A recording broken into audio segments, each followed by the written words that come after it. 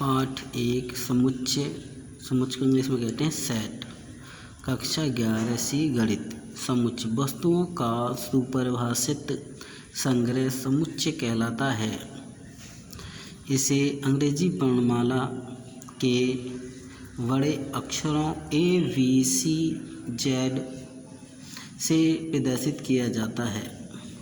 सुपरिभाषित संगठन जैसे आप कहते हैं टी सेट में क्या आता है आपका केतली, काफ और प्लेट आती है। यही कुछ निश्चित चीज़ उसमें होती है, ऐसा नहीं है कि उसमें आप अन्य कोई वस्तु जोड़ दें। ठीक है, तो ये होते हैं आपके सुपरिभाषित संगठन या आपके संग्रह।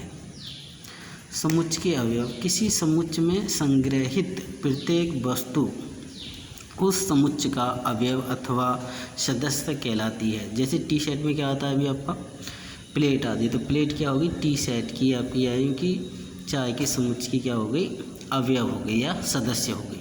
अवयवों को अंग्रेजी वर्णमाला के छोटे अक्षरों ABCZ से प्रदर्शित किया जाता है। नोट: समुच्चय में किसी अवयव की उपस्थिति को दर्शाने के लिए यूनानी प्रतीक ईटा का प्रयोग किया जाता है। ईटा, इसका मतलब होता है ई का मतलब होता है अवयव है। इसका होता है ई नॉट का मतलब होता है अवयव नहीं है। समुच्चय का निरूपण। समुच्चय निरूपण की दो विधियां हैं, यानी कि समुच्चय को लिखने की आपकी दो विधियां हैं।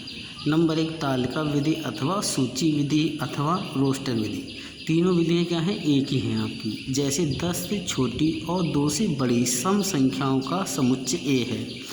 इसे तालिका विधि अथवा सूची विधि अथवा रोस्टर विधि में A बराबर 4, 2 से बड़ी सम संख्या क्या होगी आपकी 4, 6, 8 और 10 क्यों नहीं लिखी, क्योंकि 10 से छोटी सम संख्या क्या है लिखा जाता है। और दूसरी विधि होती है आपकी गुण विधि अथवा समुच्चय निर्माण विधि। जैसे 10 से छोटी और 2 से बड़ी सम संख्याओं का समुच्चय A है।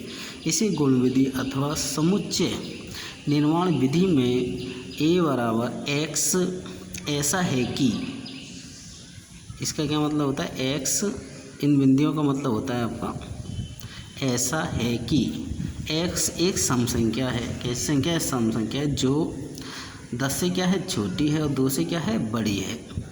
समुच्चयों की कुछ मिस्टेक हो गई। संख्याओं के कुछ महत्वपूर्ण समुच्चय। धन पूर्णांक या प्राकृतिक संख्याओं का समुच्चय। इसे किससे प्रदर्शित करेंगे, आपका I+Z+ या N से 1 2 3 4 अनंत तक। पूर्ण संख्याओं का समुच्चय W से प्रदर्शित किया जाता है। W बराबर क्या होता है 0 1 2 3 अनंत तक।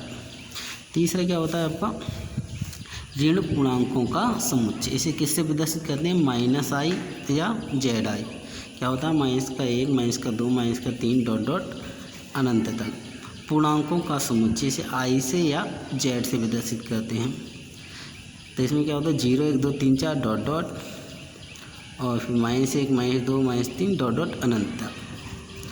फिर पाँचवा होता है परमेय संख्याओं का समुच्चय। इसे किससे प्रदर्शित करते हैं, Q से।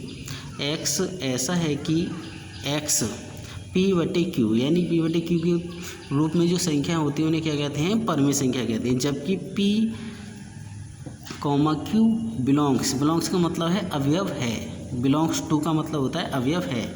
I का मतलब इंटीजर का मतलब होता है आपका पूर्णांक।